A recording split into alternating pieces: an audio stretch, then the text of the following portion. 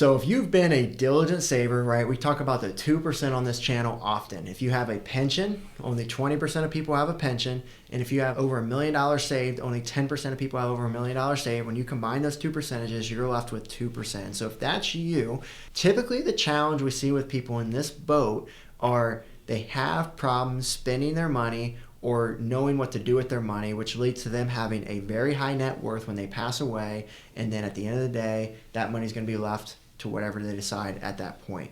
And so our challenge to this crowd is there's only 3 things you can do with your money because you can't take it with you. And we want to help you find more purpose with that money, because the 3 things that you can do are spend, give, or gift. And that's what we're going to talk about on today's episode of Joe Knows Retirement. We're going to talk about those 3 opportunities and what that can look like. And we're also going to be encouraging you to think further about what you want this purpose of your life savings that you've worked so hard for over all these years to get to where you are. So stay tuned for a great episode of Joe Knows Retirement. Joe knows taxes. Joe knows the market. Joe knows Social Security. Joe knows income planning. Joe knows pickleball? No. This is Joe Knows Retirement. So we've coined this term called the Midwestern Millionaire. I've wrote a book about this, and it's all about those people who have been hardworking, diligent saver, and they're better savers than they are spenders. And they've just worked extremely hard for the last 30, 40 years. They've never made millions of dollars, but they've lived a life of service, and they've just been doing all the right things up to this point. And so the main thing that we see with this crowd is they now reach this point of retirement and they're unsure about what to do. They don't know how much money they can spend, without running out of money, and they just don't know.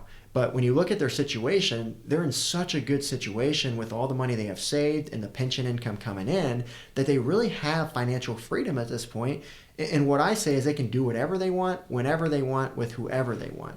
And so that's a very special place to be that not everyone can get to. So it's a really pat on your back because you've done such a good job. But with that becomes more intentional planning, and what I'm going to call people out here a little bit.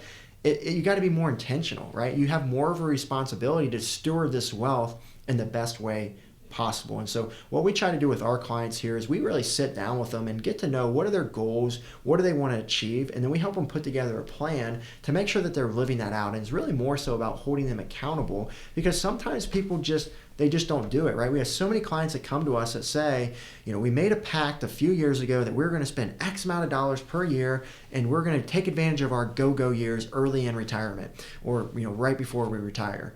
And so many times they just tell us, but we didn't do it, or we didn't get around to it. And so what we do with a lot of times with clients is we say, hey, you can spend X amount of dollars and you'll still be left with this much net worth at the end of time. What are you going to do with that money?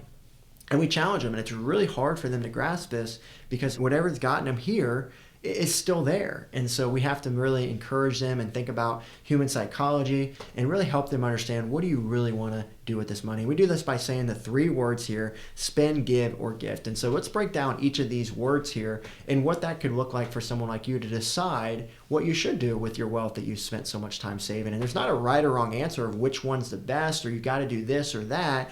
We have some clients that do all of them. We have some clients that want to spend all their money so the last dime bounces back. We have some clients that want to leave everything to a charity when they pass, and they want to give more while they're living.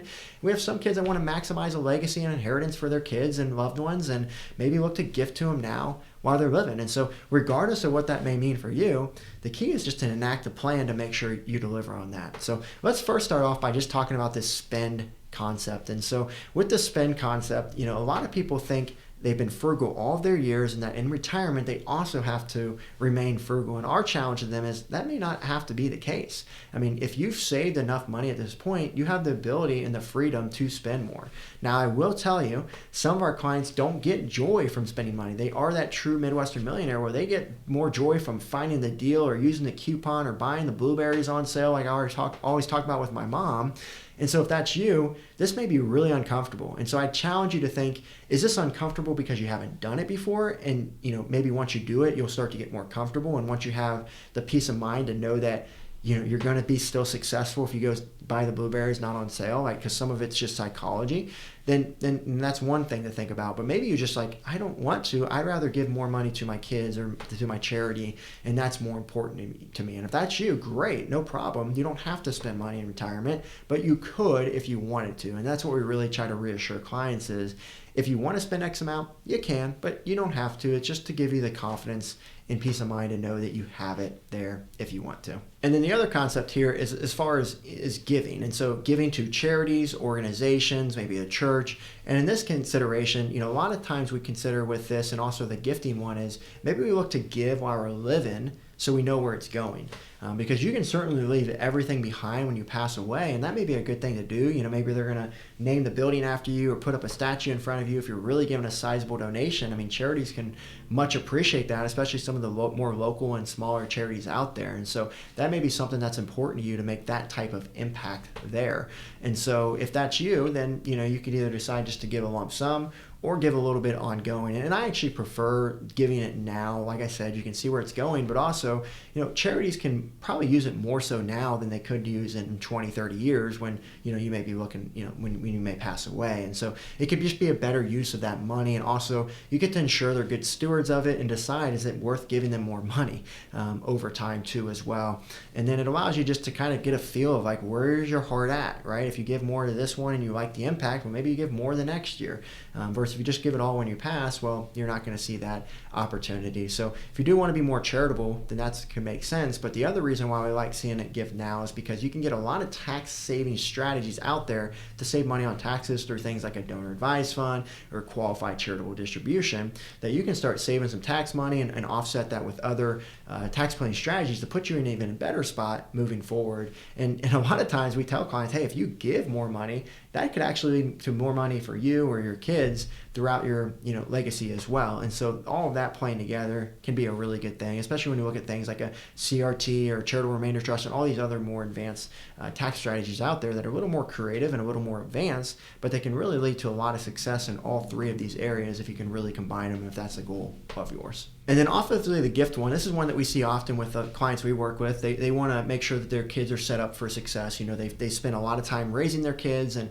they really value them and they're really family oriented. That's one of the traits that we see with these Midwestern millionaires that we work with, is they're really close with their family and they want to ensure that generations are set up moving forward. I mean, we even hear clients come to us and they say, hey, the average age on an advisor is 56. We know there's going to be a shortage of 100,000 advisors over the next decade with everyone retiring and the high demand that's coming in for this financial planning need. And they say, we want to work with a team that's younger, that's going to be there not only for our retirement, but my spouse's retirement, for my kids' retirement. And we always have to joke with them and say, well, we'll probably be here for your grandkids' retirement too. I mean, at least that's our goal, is to see that generational transfer. And my mentor, she's been in the business for 39 years. She's retired now, but I got to see, when she showed me what this is all about, of her serving 3 generations of families. And it was really exciting because you could see all of the diligent decisions that were made in each generation and how that passed on and really set up that family and that name for many years to come. And so if that's a goal of yours, if that excites you, then that's where this gifting can really come into play. And you do have to be aware with the gifting though, and we have clients that joke around about this, is, well, you can either fly for first class and that's where you spend it, or you can leave it to your loved ones and they can fly first class. And so that's something we always want people to be aware of, is one, that could be a reality. You don't really have discretion over what they use it for, especially if you leave it to them when they pass away. And that's where maybe gifting it now while you're living can come into play. And so we work with a lot of our families' children. It's one of the value adds that we offer, is to offer that family office so we can serve all of them all in one place. And so if they're going to say, hey, I'm going to gift my kids $10,000, we can help that child decide where is that $10,000 going to be best used. Maybe it's going to be best used towards maxing out retirement accounts. Maybe it's going to be best used on paying off high interest debt. Maybe it's going to be best used with, starting, helping the kids get started with a new car when they turn 16. Whatever it may be, it's an opportunity. And if you're like most of our clients, they probably prefer to give more to their grandkids than their kids, right? Maybe you. And if that's the case, then, those are opportunities. I mentioned the kid, right? That 16, they can help them get a car, help them get a down payment on a house after they graduate, help them with their college funding. There's so many things that you can do to really ensure that they use it for the right reasons, to be set up for success, to be financially secure. and not have to worry about giving them a huge lump sum, because as we know, most lump sums that are left when you pass are spent right away. And obviously you need to be aware of, if you are going to start gifting and giving now while you're living, are you going to have enough, right? That's one of the questions people have. And so my challenge to you is, hey, you probably will. Most people in your shoes at Midwestern Millionaire, they're going to be left with more money. They're typically not going to run out of money.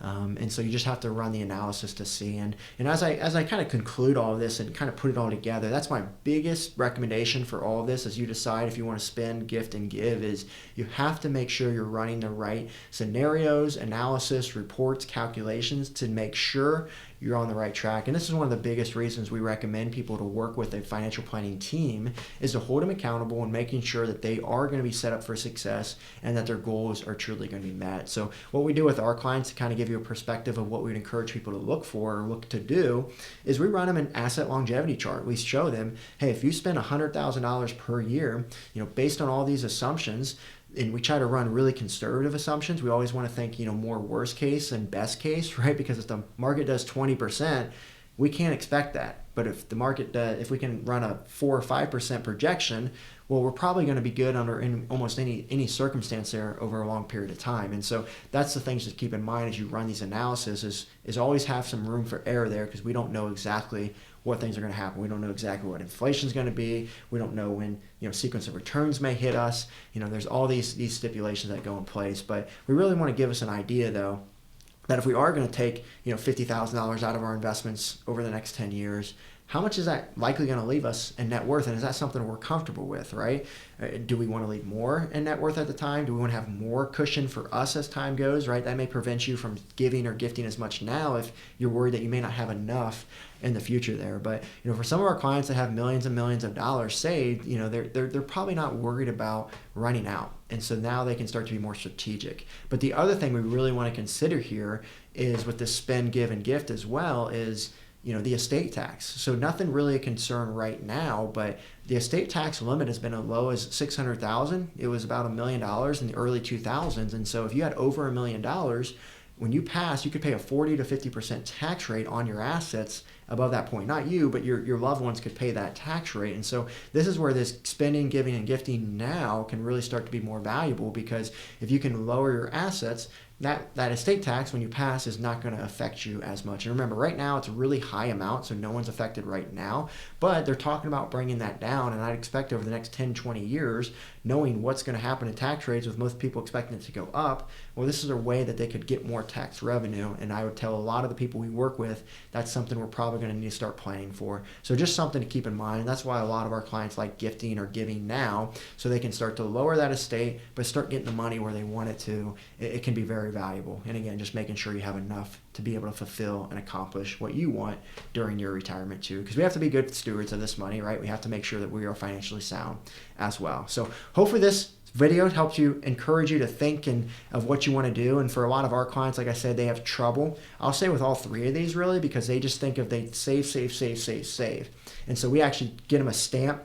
We call it our peak retirement approved stamp, and we send it to our clients and say, hey, you have permission to be able to spend, give, or gift your money as you enter in through retirement. And so hopefully this video gives you some encouragement to be able to do what you want, when you want, with who you want, with your retirement, with your life savings that you spent so hard for. It's such a blessing to be in the position that you are, and I hope that you utilize and see it as that, in that light, as an opportunity and less as a burden at this point, to make sure that you can fulfill not only your retirement, but also for others out there, and be able to enjoy what you worked hard for. So hopefully you enjoyed this video of Joe Knows Retirement, and I want to encourage you to request my book called Midwestern Millionaire. And this is one that our team will send you if you click on the link below, but we talk about this a lot in that book, and we talk about more advanced strategies for this crowd that we talk about on this YouTube channel. So I'd love for our team to be able to send that out to you if you'd like to get a copy of that, and hope it can be valuable for you as you plan your retirement. If you watch till the end here, I guess that's the bonus that you get to receive here. So